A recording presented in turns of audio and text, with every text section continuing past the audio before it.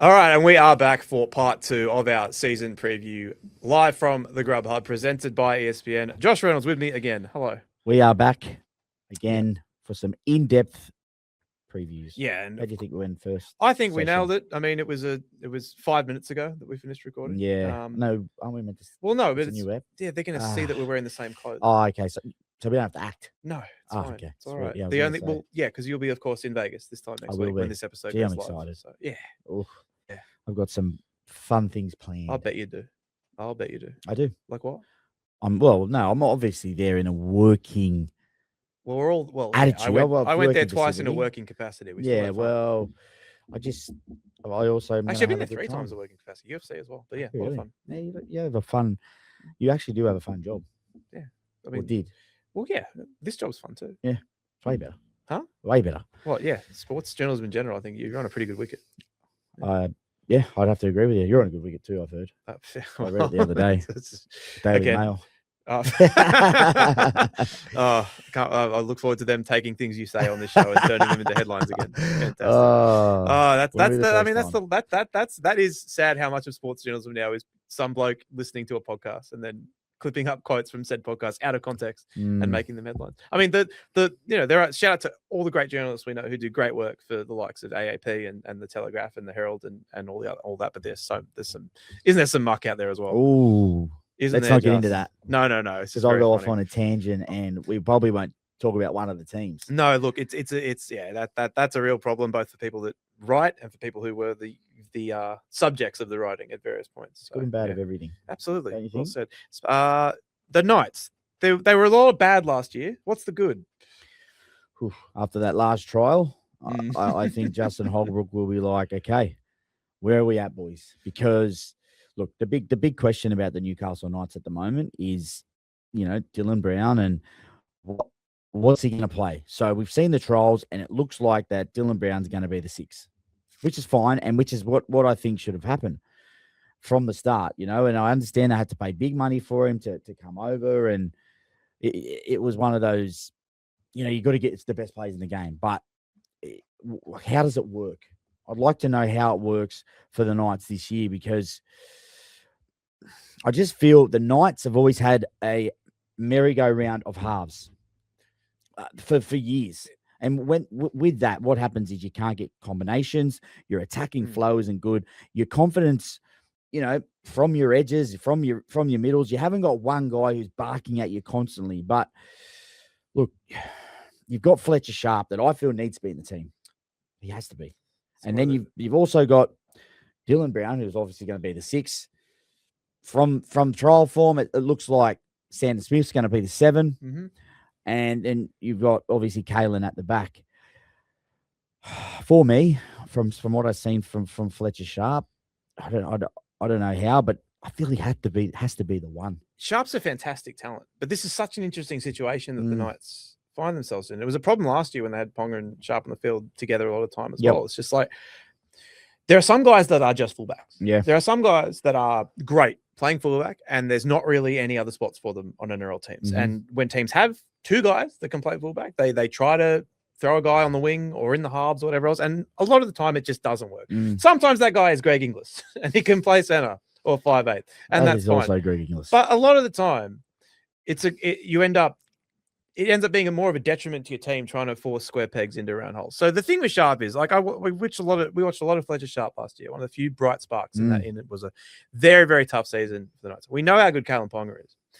They've done the Ponga in the halves thing twice now. It hasn't worked. They've thrown Sharp in the halves bits and pieces. Hasn't worked. I don't think either of them is a half. I don't think either of them is a winger. Both of them are only fullbacks. Something has to give. Yep.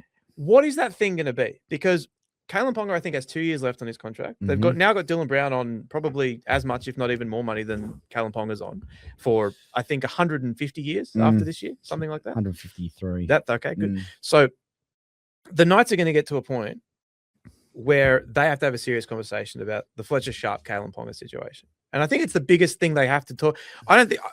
I think they'll be better. I'm really excited to see Trey Mooney, a guy that Raiders fans are massive on, who just couldn't get into that team just because of the sheer depth of their forward quality, who's been too good for New South Wales Cup, which is what they've been playing all of last year. He's going to be awesome for them. They've got a few young forwards that they really want to see develop this year. This is again, I hate using the term rebuilding, but this is You're what using it. I don't like it. No, but they've kind of backed themselves in a corner here with the construction of this roster. They just don't have a good forward back this year at all, and we're going to see Mooney and a couple of those young local boys up there try and a couple of them have to be something, right? Outside backs are going to be sick. Like that left side with Best, like Ponga, and their wingers, Dom Young. I know a lot of people don't want Margie on the team, but like his yardage to me is so important. You got to have him. But the main thing for them this year is Sharp and Ponga. Like, I don't think there's a world where the Newcastle Knights are a successful team, winning finals games with both of those guys in their team, unless we've just been super, super wrong about all this, and one of them ends up being a great 5'8". Okay, I'm gonna throw that there. I wanted Kalen Ponga to have a crack at number 7. And people will totally disagree with me. And I know you said they've had a crack at it. But Kalen Ponga, last year, he came out a couple of times and he said he wants to play for the All Blacks one day. It seems like he wants a new challenge. So for me, I say, mate, have a crack at the 7. You have all the natural ability in the world. We know how good you are. You're a freak of nature. You are an amazing player. I also think not many people could, adapt from fullback into a halfback, but we've seen Jerome Hughes do it. We've seen Jerome Hughes go from a fullback into one of the best halfbacks in our game. So you want a challenge, there's your challenge. This isn't going to happen. This is just what I possibly They didn't get Sandon Smith up there to play, which is fine. Bench in jersey 19 or whatever. It's not happening. But then there's a decision that needs to be made.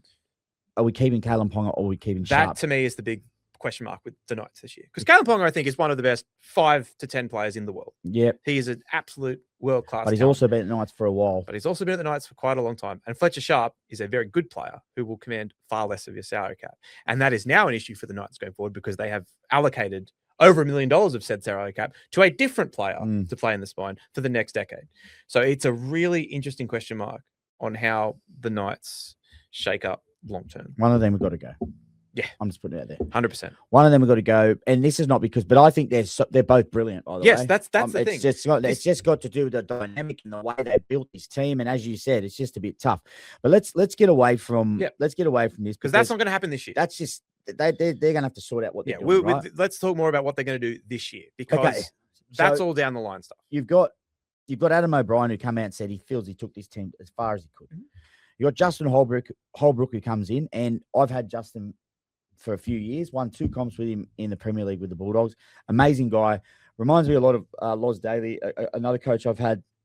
Really good with getting the best out of individuals. He really understands what it takes to get the best out of me and you. We're different, but he knows how to get you going. He knows how to get me going. I think that's big as a coach. Another big inclusion, Brett White into the coaching staff. Defensive-minded type of guy, had been around the Blues for a while. I think he's going to get in there. He's going to help the forwards, but I think he's also going to help their defensive systems because that is one thing I find with the Knights. They fall in and out of games. It's like they can't concentrate for long periods of time and sustain it. So I think he's going to help with their edge defense as well. You spoke about, their wingers, and I watched Dom Young and Marzu on the weekend. Like some of their reads were interesting. But they've got guys waiting in the wings. They've got James Schiller. They've got a couple other guys, Fletcher Hunt, and they might get desperate and play Sharp there at some point as well. We'll see what happens. But I agree with you with the Mooney. I think Mooney wanted to be the man. I really think this is a big opportunity. Every Raiders fan I know is in love with this guy, and they're sad that he's leaving, but they understood it at the same time because that Raiders pack is just so deep at the moment. He just couldn't break into it. But I will say it's also a little bit easier when you are behind that pack and you get opportunities every now and then. You're the fresh flavor of the month. You come in for a couple of games, you explode, you go well, but then now they're expecting him to be the man. He's got to be the alpha in this team, and he plays like that. But that's going to be a big job for him. The one thing I really like about the Knights, I love their edge back rolls. I love Dylan Lucas. He's sick. Future Origin player. Runs really good lines. And I think he's crucial for their attack. I think the way the Knights have got to play is through their back rows because, as you mentioned, they're a bit light on, and to sort of punch through teams, it's a little bit hard. Use your back rolls, drop them under, get to your spots with them because that's how you can generate some quick play of the balls. You send Ponga down the short side, you send Smith down the short side, Sharp, whoever it is. That's one way I think they got to play. Tyson Frizzell, he's their 13. See, this is the thing that I tossed up. I'd start Tyson at 13. I'd start Phoenix Crossland at 9. Yep. But then just to add a little bit of dimension into my attack, I take Tyson off and I put Phoenix into 13 because Phoenix is an X half. And we've spoken about 13 having those guys, the Kurt Mann type player. There's plenty of guys that have done it, and they're so important to their teams doing it now. And I think they possibly got to try and mix it up a little bit because, as you said, mate, it's hard to get on the front foot if your forwards aren't rolling forward. You mentioned Dom Young, Best, Gagai, Strike, but they just worry me a little bit. Yeah. I just don't think the forwards are going to be good enough. I got them 15th, but 15th, yeah. I think it'll be a tough year. You mentioned the young guys coming through. Yep. Cody Hopwood, young guy, played the 19s with us. Just an out-and-out competitor, a leader, a real good leader. He was our captain. I think he wants to. I think this is the year he breaks into first grade. So look out for that name. And I'm with you, mate. I think it's going to be a tough year. It's just hard when you're not settled on what your exact halves are. How long is that going to go on for, Matty? Well, that's the thing. The halves swaps that they've been doing has been like a four-year thing now, and it's been like 50 times they've changed their halves over the course of the last 5 seasons. Something crazy. Like you can't have long-term success chopping and changing the most important part of your team like that week in, week out. You just can't. But I think this is the time that they finally do settle it. I think it will be Brown and Smith for most of the year, and we'll see what happens.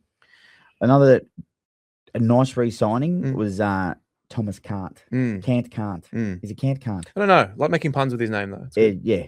Well, I was going to do one, but it was not good. But he was probably their best in the trials. But, yeah, look, I do think it's going to be a tough year for the Knights. I really do. Yep. All right, a team that is kind of not getting much hype at all, the North Queensland Cowboys. They're another team that I just look at the talent that they have on, and it's kind of like the Titans thing where like on paper, they just have so many good players, but it's just not working at the moment for them. What are they going to do differently this year to sort of get back to where they should be with the quality of player that they have all across the field? So this is the Cowboys, isn't it? Yeah. The roller coaster and up, down, Toddy Payton. The vibes just seem bad. I don't know why. You reckon? Yeah. Marnie will help. Well, he's my, I've got Reed Marnie factor. He's exactly what the Cowboys need in defense.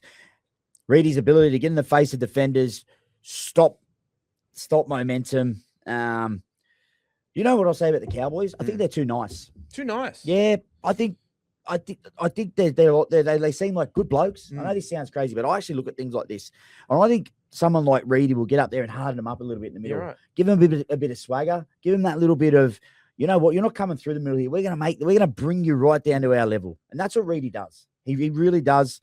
The way he played, it seemed like he had a bit of a chip on his shoulder in the trials. I love that. Yeah. His departure at the Bulldogs wasn't how he wanted to happen. He's stint there. It's not exactly how it wanted to be, but look, I find the Cowboys very similar to the Dolphins.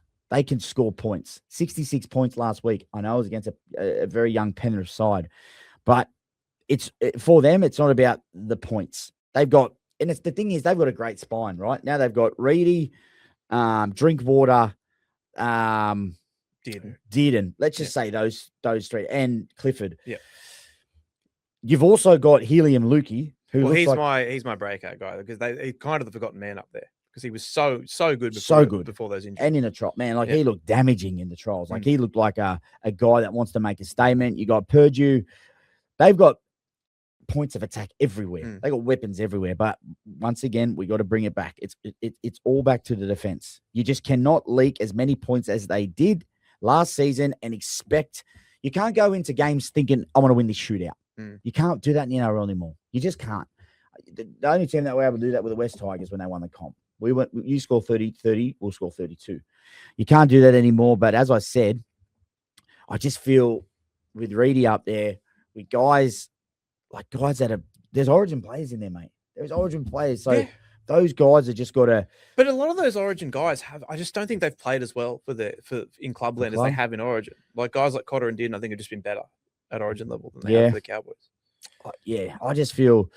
And some players just do that. Like, that was, like the guy like Dane Gagai, for example, like that was the meme for ages, was Origin Gagai. And he was great at Souths for his last couple of years there. And he's been great at the Knights since going back there. But there was a couple of years there for Souths where he didn't really perform well week in, week out, but come Origin time, he was incredible. And the Cowboys have a couple of guys like that right now, I think, which is another problem. But yeah, look, their defense is an issue. I think the forward pack still got a lot of question marks over it. I do think that like a couple of those guys that have been waiting to take the next step just haven't done yet. Like I really want to see a big year from a guy like Griffin Neame. Oh yeah, who is a guy I've been waiting for him to sort of take that next step. He's a guy that the talent is clear, and I think that like they need another forward lead because like how many years did Jason Taumalolo have left realistically? There were games last year where he still looked. He was good. He had Big J. He had spurts of being vintage Taumalolo again, but those are going to be fewer and more far between as the years go on, if you get me. And they need a couple of these young forwards to step up.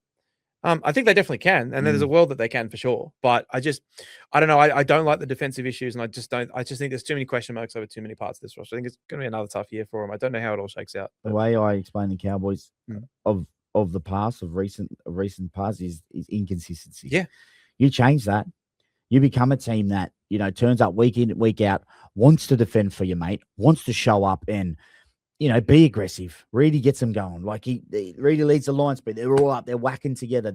Trust me, something so small can bring that confidence you need in defense. Their attack's not a problem. I've got them in the 8. I've got 13. So I like think them. It's the farthest I've been. All right.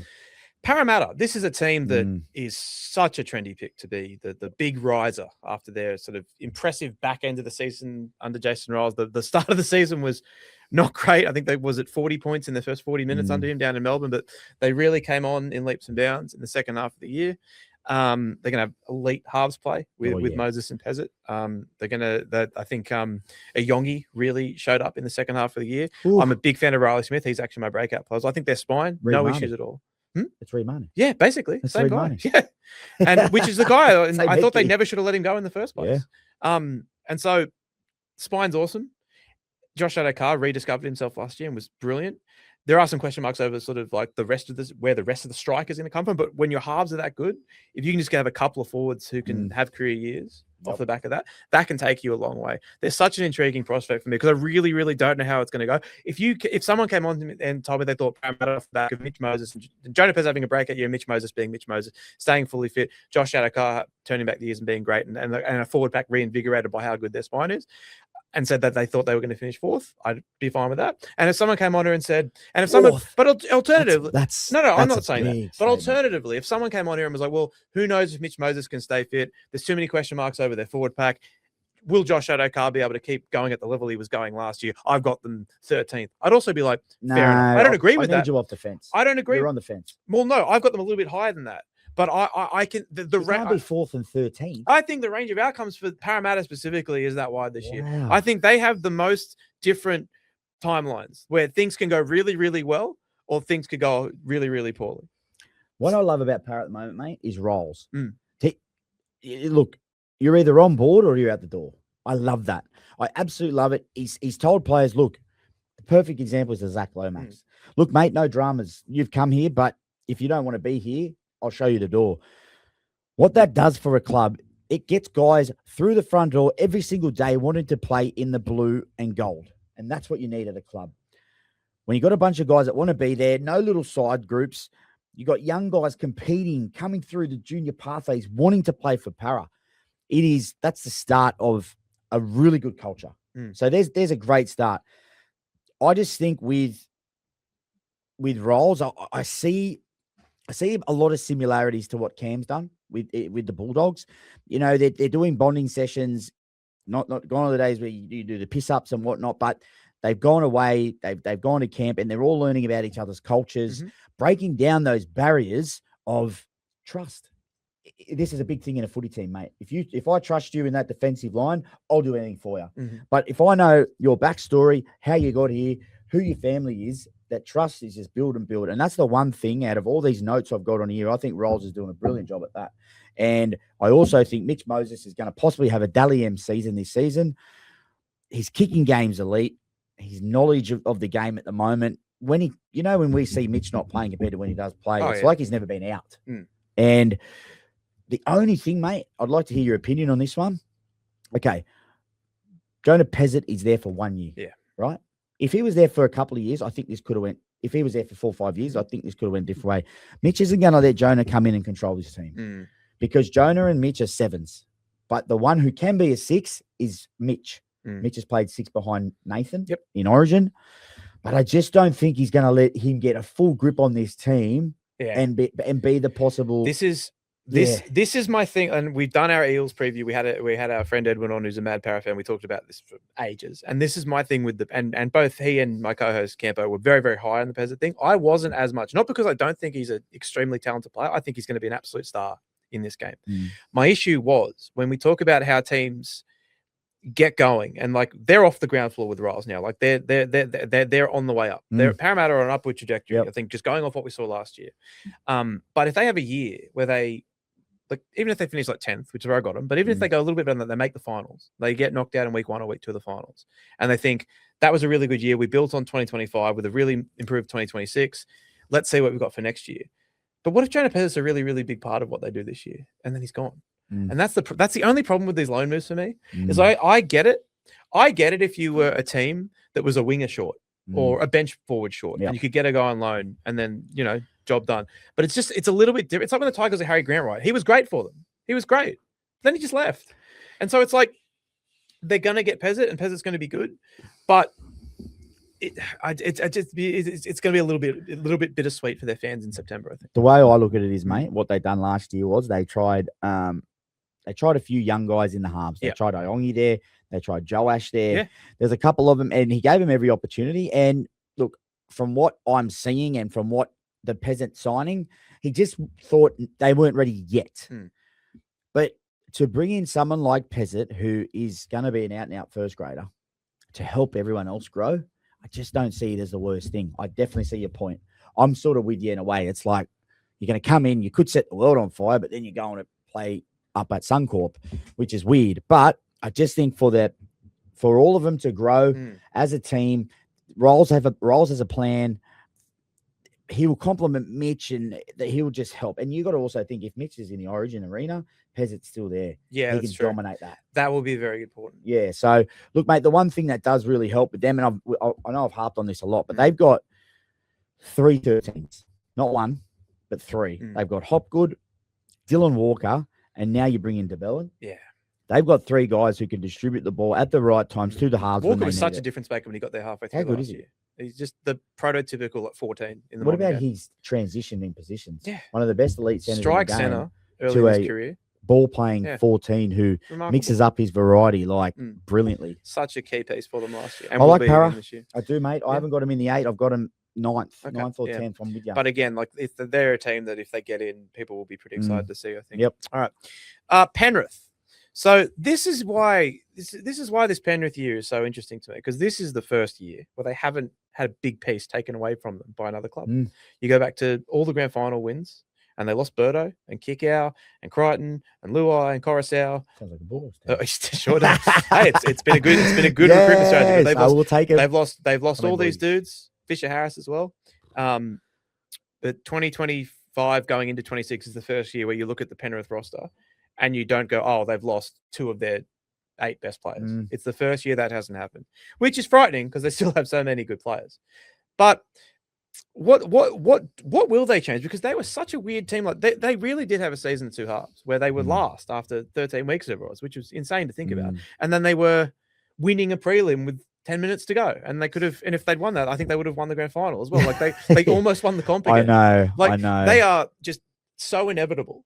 But at the same time, what do you think they need to do? Do they need to do anything differently to get back to winning the grand final again? I don't really know if they do. Like I think I like Dylan Edwards. I think took a little bit of a step back last year, and I think that the miles on the odometer for guys like him are finally starting to show. Some of those guys that have been key pieces of this parent team have been first graders, game in, game out for almost a decade now, and I think that's the only thing that can really stop them is father time. Like I don't look at this team and go, nah, they're missing. They're a prop short, or they're, and they might because they'll always find someone else to step up. It's so. I thought Talangi was excellent last year, filling in for Luai. Obviously, you can't replace Jerome Luai, but he played really, really well. And then even in the finals, they do the Tom Jenkins is the greatest story in the NRL this year of the year, and then gets dropped for the finals, and it works out, and you can't really question it because they always know what reins to pull. They always know what decision to make, and they've had to let so many world-class players go. The 17 you could make of Penrith players that have left since the dynasty began would go close to winning a comp itself. Yep. And that they've come through the other side and are still just so strong. That's what happens when you create culture, though. It doesn't matter who plays. Well, it does. Obviously, there's class, and then but then you've got guys that are all on the same page. They all understand the system. They all know what it takes to play in a Penrith jersey. So whoever plays in that team, they're expected to play exactly how the guy who isn't playing or who left is. Look, this is the smallest, couple of paragraphs I've got out of everyone. But you're right. I totally agree with you. Penrith finally have been untouched. Everyone's trying to pick them apart, and they have. But I think last year would have been a big season for the likes of Blaze Talangi and Casey McLean. Going through the highs and the lows of a season, like they're probably going like, well, hold on, what happened to this dynasty that everyone's talking about? Are we the problem? It's hard on these young guys. I had a conversation with Ivan Cleary at the start of last year, Magic round. They got beat by maybe the Broncos pretty bad. And I sort of said to him, because I've got coached by Ivan and I got a good relationship with him. And he was just like, mate, there's a lot of pressure on these young guys to perform how Jerome was and how Critter was in kicks, but it's not that easy. The NRL's not an easy place to come into. And, then it was up to their leaders who have been there for a long time to try and take that pressure off them. But as you said, the leaders probably weren't stepping up themselves compared to what we're used to. They weren't. I feel like we're just going to look back on the first 12 to 14 weeks of the 2025 season as the anomaly. They'll just be back to being good again this year. Well, I'm certain of it. I've heard a few comments from Yowie, and he doesn't usually speak up. Yep. But he said they're in a very different position this year. This year they become the hunter. He said back it, to and hunting. I've used that twice. Yeah. It's hunting season. And he just said, we're excited for that challenge. Our mindset's a little bit different. We've had good talks about how it is different and how we can come in and punch guys in the face. Not literally. Punch teams in the face. We can't do that anymore, mate. No, not allowed. Against the law. Yeah. But you understand what I'm saying? It's interesting for him to make those comments because he's very quiet. He's very, contained and doesn't say a lot. So I just think there's been a lot of chat internally about the start last year. And I think they were embarrassed. Yeah. There you go. I really do. Well, they are a club that searches for motivation all the time. And with more than anyone, I think, especially after they won the first 2 comps, they were desperate for anyone to doubt them. They were scouring. I'm serious. Someone doubt us. It's so funny, man, because I remember when the Chiefs were doing that and the Patriots do the nobody believes and stuff. Penrith were doing that crap after winning back-to-back grand finals and being everyone's pick to win a third. It was so funny. But this is the first year where they're not coming off a premiership. So that stuff will be back out there again. There'll be people saying they'll find the one idiot who was dumb enough to write the dynasty's over. They'll find the one person that was dumb enough to write that last year, and they'll use that as bulletin board material. I will just off that, because you played, obviously, for a long time. I've interviewed many, many players who've said, we don't worry about what anyone else is saying. That's complete rubbish, right? Players read everything. Or it depends on the type of person you are. Okay. How much did you read when you were playing? When I was young, I read it all. But then I got told from a few elder guys in my team, don't read the good, don't read the bad. Because when you read the good, you walk out, your chest is pumped out. I'm going down the main street of Belmore thinking I'm absolutely killing it. But then you read the bad, and the same guys who are patting you on the back are the ones saying, Reynolds, what are you doing? I was going to look up because my least favorite job at the Herald was doing player ratings for Origin. Hated it. I was just trying to think if I'd ever given you a rating. Then we could have looked it up right now. And find out. Well, let's not, because we might fight right here. No, mate, I will tell you, the Dogs fans are a passionate fan base, right? So here's my thing with player ratings. I looked at it as a mathematical thing where a 5 was average. Yep. But if you say someone got a 5, people act like you said they had a stinker. Yeah. Which is dumb, right? When you read player ratings in the NRL, a 7 is average. Even though mathematically that's just not how it works. A 5 is average.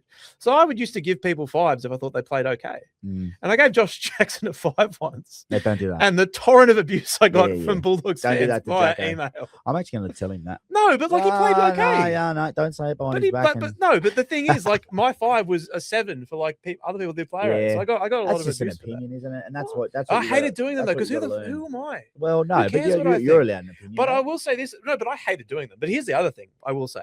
And I say this to people all the time because people go, why don't people talk the game up? Why don't the journos write nice things about the players? It's the most read thing on Origin nights is player reviews. They are the most yeah, read thing I because understand people love getting mad about stuff. They love getting upset that you gave a guy a 6 that they think should have got an 8, or you gave a guy an 8 that they think should have got a 6. Yeah. People love getting mad about them. In other words, guys out there, young guys coming through, don't read player ratings from this bloke. Look at that. Do not. I'm not Do not to read read player anything. ratings from this guy. Even though every morning I'd wake up, win or loss after an Origin, and just go a 3. I didn't even get on. I'm trying to think. No, you do. You, mate, it depends on your personality. Yeah, okay. Some people can read stuff, bit of fire in the belly, go after it. Yeah. Some people can read stuff, go into their shell, and listen how people want them to play. Yeah. I just remember the Penrith one specifically is because they released a video after the second grand final, and it was all screenshots of people that had said, that's cool. But the best part was one of them was my good mate Benny, who is a Panthers fan, who tweeted it sarcastically, like said as a joke after they lost one game, "Oh, the Penrith dynasty's over now, I guess." And they put it in the video as like a serious tweet. Love that. And he was like a diehard Panthers fan. Moment. Fantastic stuff. All right, Souths. Here we go. All right. I got a full page of it. Okay, so I want to start with something a bit off the wall here. Here we go. So you've been following the 49ers stuff with the substation. Yes. I don't know how much of it is true. I think it's hilarious, the story that it was even going into the NFL Plus, people were talking about an electrical substation being the cause of injuries for the San Francisco 49ers squad due to their proximity to the electric currents. But someone has pointed out to me, a listener, that the Maroubra Zone substation is 400 meters away from Heffron Park. Souths have had the worst injury crisis in the league for 3 years in a row. Do we need to start asking questions? All right. Well, you've got a couple of options. Yep. Pick everything up. You just build a center of excellence, and it's very nice out there. It's very nice. Maybe go over the other side. Maybe go and train in Coogee or something. Right in enemy territory. And then you've got no excuses. There's probably a substation there as well. Because all I hear from South supporters is excuses. It's fair excuse, though. I don't think I'm obviously being facetious, but like it's not an excuse. It's just reality. It's like you can't look at you can't look at Souths. You can't like. I'm not saying it as an excuse. I'm quite the opposite. I now expect injuries. Going back to the start of last week's show, this two-parter, where when I had a flood of messages from people on my phone when the Payne Haas news broke, I assumed it was about a catastrophic South injury at training because that's what my brain has been conditioned to expect after 3 years of this nonsense. Now, is it almost a waste of time to say, oh, if they all stay fit, they can give it a shake? Because it's true. The talent this team has, if Campbell Graham's on the field, if Cody Walker's on the field, if David Fafita's on the field, if Latrell Mitchell's on the field, if Jai Arrow's 100%, if Cam Murray's back to full fitness and what he was before the injury last year, if all these guys are at full health, this is a really good team. But that hasn't happened for in a long time. So I just don't even know how to feel about them because the roster is, I think, really, really good. But it's just never all on the field. But can I just say one thing? There's passion right there. Like you're about to cry. It's okay, man. Thank you. It's okay. Injuries are all part of rugby league. But I'm with you. I'm actually with you, man. They're 1-17. If you said if about 8 times, then and if they stay fit, are brilliant. They are very good. If I told you right now that I've pressed a magic button and South's injuries are turned off for the year. Their players cannot get injured. Where would you have them? On talent? Yeah. And what I think they can do, I'm just like quickly have a quick if you had if you had the knowledge right now that you were getting a full year out of Latrell, a full year out of Fafita, a full year out of Arrow, a full year out of Cam Murray, full year out of Cody Walker, full year out of Campbell Smith Graham, has a big year. Full year out of Brandon Smith. Kalau Matangi takes off. Everyone. Tallis Duncan has a big year. Jai Gray is brilliant. There's no reason why they can't be. There's no reason why they can't be. I was just about to say top 4, but that's trusting them too much, I think. Yeah. I'm going to say 5th or 6th. Yeah, if they were fully fit, I would comfortably pick them inside my 8. Mate, I agree with you on this. I really do. But this is such a big problem. And I think they've got in a whole new conditioning staff again this year. Yeah. Including the Penrith trainer who ran in front of the conversion last year. He's now, good, that guy. Well, he's from, the Penrith staff are the best. They never have injuries. No. Ever. I'm sure, like, people have talked about their talent, on-field talent getting poached, and their coaches like Webster and Serraldo, but like even the trainers are getting poached now. I'll tell you one thing, mate, about all this. You've just mentioned all those players, and they're all brilliant in their own way. There's a few things I'd like to see that I'll go into, but Cam Murray, what a player! He's your captain, he's your leader, he's your inspiration. He also adds another dimension to your attack that you struggled with last year. He adds. Cody and Latrell know exactly what he's going to do because they've been playing with each other for a very long time. And this connection is unbelievable. I've heard Cam Murray say a couple of things of you never know what you're missing till it's gone. And obviously speaking about his injuries, he seemed hungry. And I'm telling you right now, for your sake, for New South Wales' sake, this guy is the reason that Cody Walker plays off the back of him poking his nose through every single time, knowing when to play to him. He's at a point in his career now where he can be anything.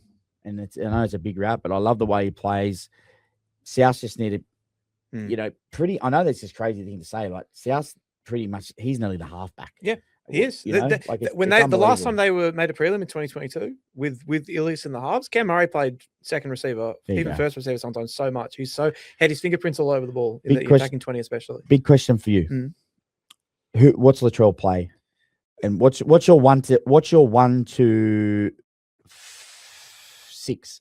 It's gonna be, I think, Gray. What's yours? I think Jai Gray played so well in the second half of last year that I was team.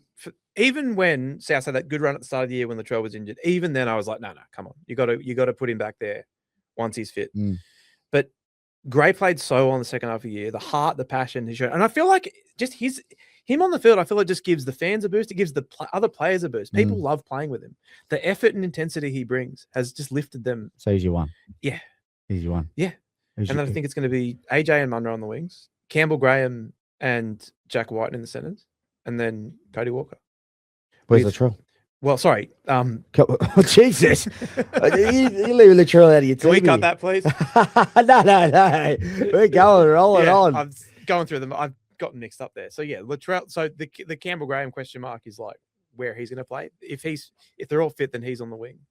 And then Latrell's in the centers with Jack White. So, you've got Murray on the wing and you've got Murray. Yep. Yeah. No. Who'd you Campbell say? Graham. Campbell Graham on the wing. But it just depends. But if Latrell's at fullback, it'll be Munro on the wing and Campbell Graham in the centre. What about Dufty? How good did he play on the weekend? Played really well. What's his status? He's only got a New South Wales contract. So what's the go there? I don't know what the rule is. There's some rule that you can't call him up before a certain point or something. You got injuries or something? But can you change that though? Can they sign him? Anyway, the NRL changes rules. I thought he was good, mate. He was fantastic. He was the Dufty of old. Right. Well, he played really well. But yeah. I agree with you. Latrell's got to play centre. That's it. I just think Jai Gray, he's a little Energizer bunny. And look, Cody Walker's going to play 6. My 7. I was hearing that if he didn't break his jaw, Jonah Glover. Yeah, he was in the mix. Yeah, for sure. I heard that he's actually going to play. I went down training a couple of times in the offseason, and Humphreys trained at 14 a little bit as well. And they had like the first team backline, and it was Glover at times and Ward at times as well. So we'll see what they do. I think it will end up being Humphreys to start the year. Humphreys will start, yeah, for sure. But he's another guy where he's so intriguing to me because I think he's clearly a first grade talent, but I don't know, like that he did play 9 a little bit last year as well. And I think that maybe the best use of Humphreys in this team is kind of in that Dylan Walker role. As like yeah, not too bad. You've also got obviously, and I thought he played well on the weekend, Bronson Garlick. Another guy that can do that role superbly well. He's good. And Bronson's going to bring that and Melbourne Storm attitude into the middle. I think if you haven't got that. If you haven't been to Melbourne, don't understand those systems, he can bring that. So I thought he was really, really good. And I'm really excited about Brandon Smith this year. Oh, yeah. He's a guy that was, and I hate but love using the term training the house down. You already used it once before, but like he's been apparently leading all the South fitness drills at training. And we saw him on Byron the other week saying that he's off the grog and all that stuff. So like he looks as locked in as he's been in a few years as well. So I'm really excited for him. I think that this is, again, it's a waste of time trying to predict what Souths are going to do because by the time we're recording this a week before it's going to go live. I mean, there's a chance several South players have been injured in the week since we talked about this. But at time of recording, they're relatively fit. I just think Fafita to have a big year too. Yeah, like this is a call to Davey Fafita. I love the way you play when you are aggressive and you're playing aggressive. I love that. Didn't work for him up the Gold Coast Titans, but just get down here, mate. Show us what you've got. Show us your potential. And, mate, there's another attacking weapon for you. You've got multiple attacking weapons. That left side going to have Cody, Latrell, Fafita, giving the ball to AJ. Like That's a big left. That is a solid left edge, man. Are you going to bail me out when I run on the field for AJ's record-breaking try in round 2? Yeah, we spoke about this Yeah, and last it didn't year. Yeah, sad. It'll happen this year. I'll see how we go. See how our numbers are going. I hope it doesn't happen in round 1 because I won't be there. It'll be up at Suncorp.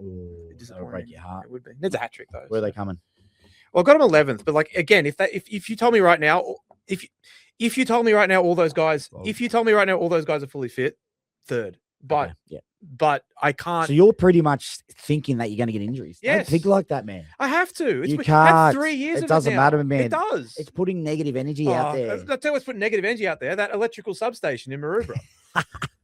Well, go and speak to Maroubra Council. I don't know. Maybe I will. Go knock on the door, boys. Excuse what's me. going on? Do all these people really need electricity? Well, at I've their got them homes? higher than you. I've got them 9th. Thank you for believing in. I believe in their top 17. I don't know about their depth. That's all I'm saying. I completely agree. Yeah. That's why we were.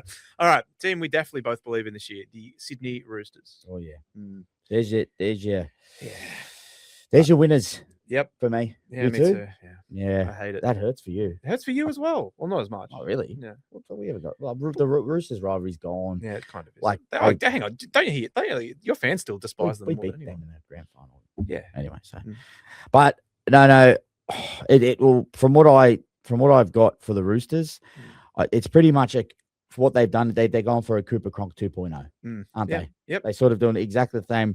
Robbo believes that bringing Cherry Evans into a group of already strong leadership, you've got the likes of Teddy, Crichton, Collins, Newcroot, Robson, who's a leader, captain. That I feel the Roosters this year are going to be very hard to break down, and they're not going to be themselves. I'm very interested to see how the combination works with Walker.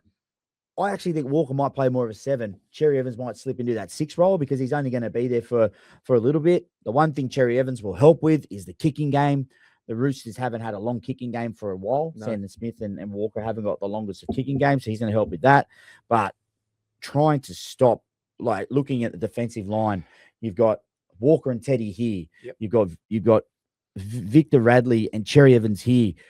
Which way the defensive line split? I got no idea. Where I'm putting 7 and 6 or 5 and 7. And then you got Mark Dwagganito to finish off on one side and Daniel Tupou on the other. Well, this is my final point. When the Roosters aren't even flowing, which is very rare, their attack's fairly good. But sometimes all you got to do is put it up to Mark or Tup, and they just finish it. They finish your set for you. Yep. They finish your set. And look, we don't even need to go through their pack. No, Naf Wyatt has become one of the best middles in the sport. He's fantastic. I've got him as the top. He's absolutely superb. They're going to get a big year out of Crichton before this. So this is the other part as well. With the rugby stuff looming over their shoulder, with the likes of Nwanganito and Crichton, but they'll be looking at, and with Cherry Evans not getting any younger, they'll be looking at this year and going, it's a window. Yeah, it might have just be a 1 year thing with some of those guys, but it's like, and you know what, the Robson thing happened so long ago that I forgot until like 2 weeks ago that they'd signed him, because it happened it happened before the start of last season, right? Like it was a really long time ago. Yep. So there's no weaknesses on this team. It just hardens up. It's just awful. Like for South fans, like they're going to be unbelievable. I've got them second on the ladder just because I think they'll have more origin disruption than the Sharks will, and that might get the Sharks over the line in the regular season. But like when it comes to the finals, I can't. But I mean, mate, I think the Sharks, they've got the most settled team. They're not going to have many origin players. Yeah, but they always anyway, are fairly settled, aren't they? Exactly. But you're right. But then who's going to stop this team in September if they're all fit? I just can't see anyone doing it. No one. No. And even we're not even mentioning some guys because they're the supposed non superstars. Like Rabbitohs played Origin last year. So good, rookie of the year. Billy Smith he's a brilliant. When he's on the field, he's so good. Lenu, Wong, yeah. And then you've got the young guys of Butcher and Steep to come in. Blake Steep had some really nice moments last year. Man, they're a team, and Tedesco just gets better. Like he's like a fine. Oh yeah, I think he's had so many good years now that people have stopped doing the this is the year he's going to slow down thing. It'll happen when it happens, but it hasn't happened yet, and I don't see it happening this year. I don't see anything stopping them this year. They're my premiers. I'm trying to pick out a weakness right now. Like. It's also more fun for me to just be very effusive with my praise and say nothing negative about them at all. But honestly, what could you say negative? Like, what is it? If Cherry Evans completely disrupts the chemistry of the team, completely disrupts team harmony, their attack looks disjointed as a result of him and Walker being on different pages. Players off the back of them get frustrated, and they get a couple of key injuries. That's the only way I can't see this team working out long into the postseason. like even you like. And I you've don't, got I don't think that, Nafahu for the White. record, I don't think that's going to happen. I'm just trying to make a hypothetical argument. Yeah, but like you've got like Nafahu White, but you've also got Collins, but you've also got Lenu, but then you've got Victor Radley. Like, man, they got so many different ways they can play. If the Roosters, they can beat you straight through the middle. You just go, boys, roll your sleeves up. We're going straight through the middle. Teddy, you sniff around the ruck, and that's where we're going. We're going straight through the teeth here. Or, you know what? We don't think your edge defense is great. So, Sammy boy, Cherry Evans, you boys step up. Teddy, you pick a side, and let's just go. Like, wow, it's scary, man. Yep. They're a good side. They're a very good side. All right, the Dragons. They're going to be tough. Shane Flanagan teams always are. But how far does that take you? Well, look, I actually, and look, I know trials don't mean a lot, but before the weekend, I had a bit of, I thought the Dragons were going to be okay. Yeah. But the weekend scared me a little bit for the Saints. They were very bad in the Charity Shield last year as well, though, and then they were okay in the season, though. I did think of that too. But the reason why it'd be more concerning this week is because, like, that South team had virtually none of their best players playing, and that Dragons team was relatively close to full strength. But again, it's only a trial. But I was never high on them to begin with. I think that, like, they haven't recreated, and it's hard to do because he's such a special player, but they have not recreated the loss of Zach Lomax in any way. They don't have a strike outside back. I think Gutherson works really, really, really hard, but you know, there's a lot of miles on that car at this point. And he will try till the day he dies, but like I just don't think there's a lot to go with him. Like Daniel Atkinson to me is the key because they need something from the halves. They've made the big change. They've shipped Lachlan Lewis up to the Titans. They got some bright moments from King Tongia last year, but they've been looking at Atkinson since they signed him before last season to come in now and be this guy that they think can take them over. They've got some nice young forwards, a lot of whom got injured last year.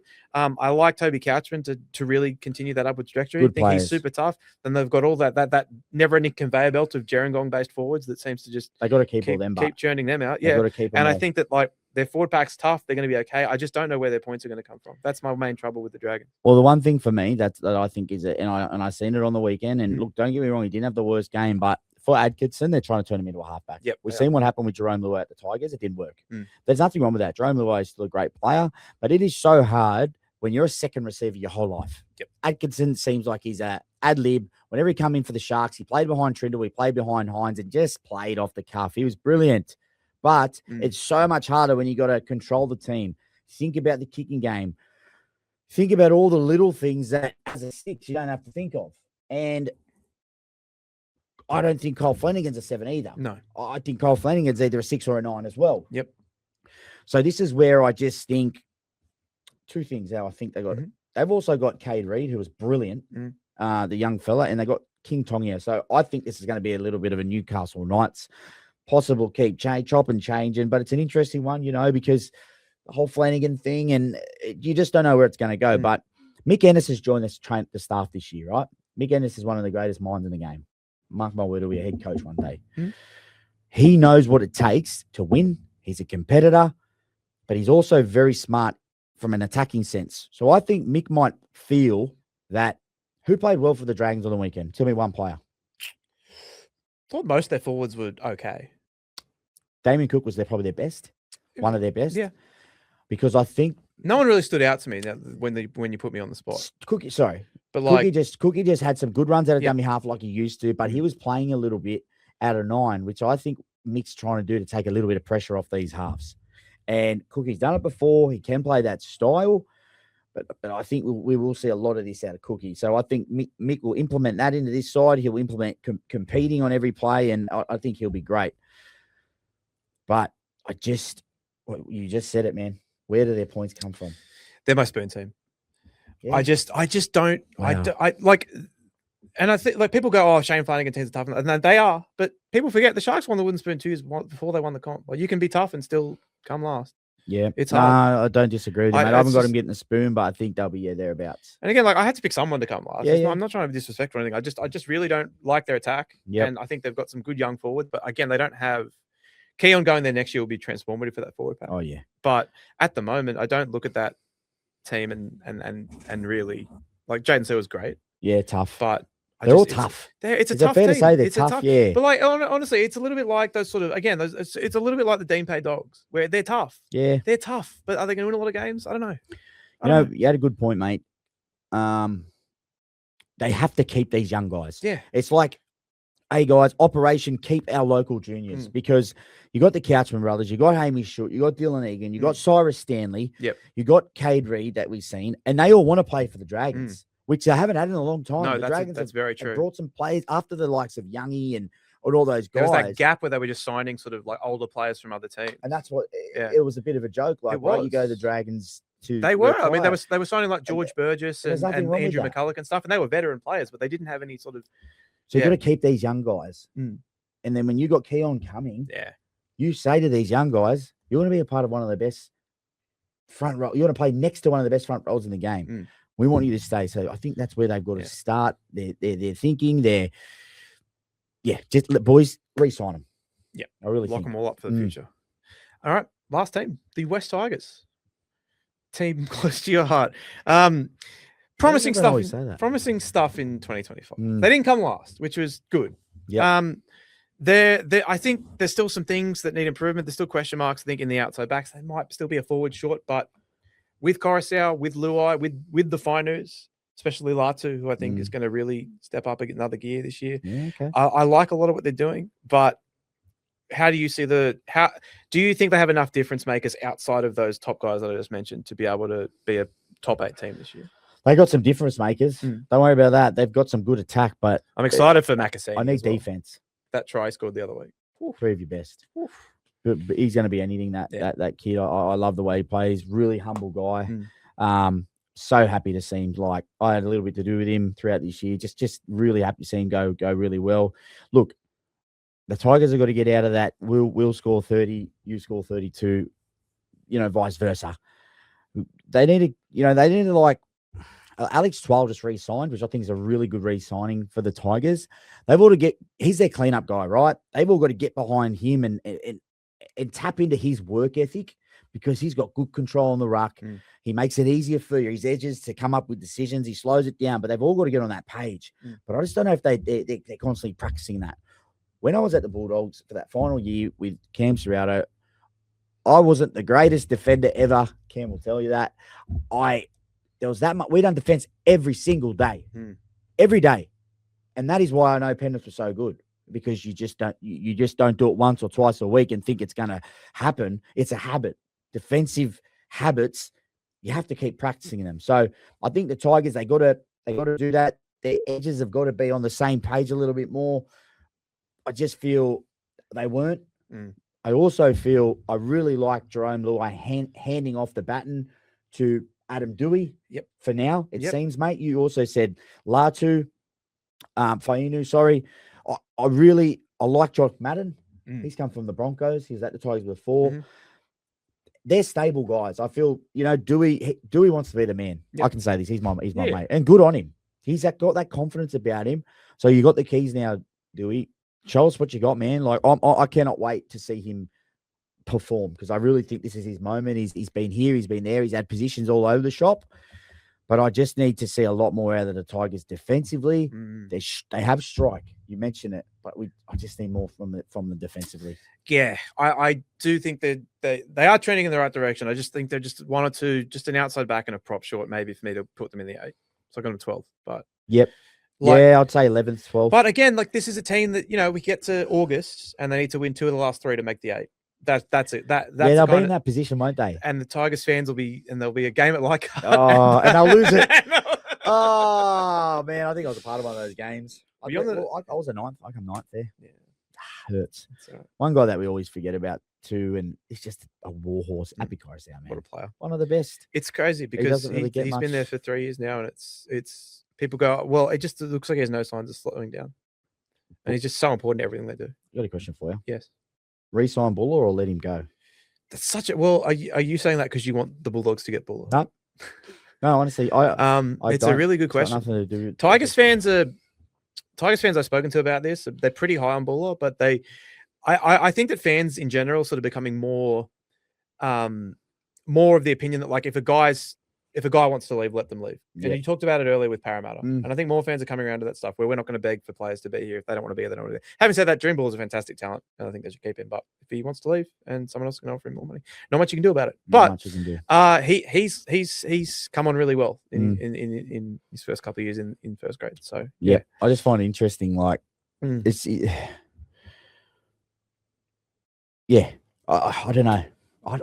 I'd maybe test the waters. Like if he wants to go and it's 50-50, I'd possibly let him go. And I don't know. I love him. Oh man, he's a player, but I just feel maybe the Tigers could have a fullback that, because when Dewey's played fullback, he's actually looked okay as well with the 3-on-2s, whereas Buller's just that evasive sort of guy. But different. Yeah. I'm excited for the season ahead. Let's say that. Yeah, they're going to be interesting to watch. All right, grand final prediction. Roosters. Oh, can't split them. Well, look, okay. Yeah. You want a head and a heart? Sure. Roosters, Dogs. Oh.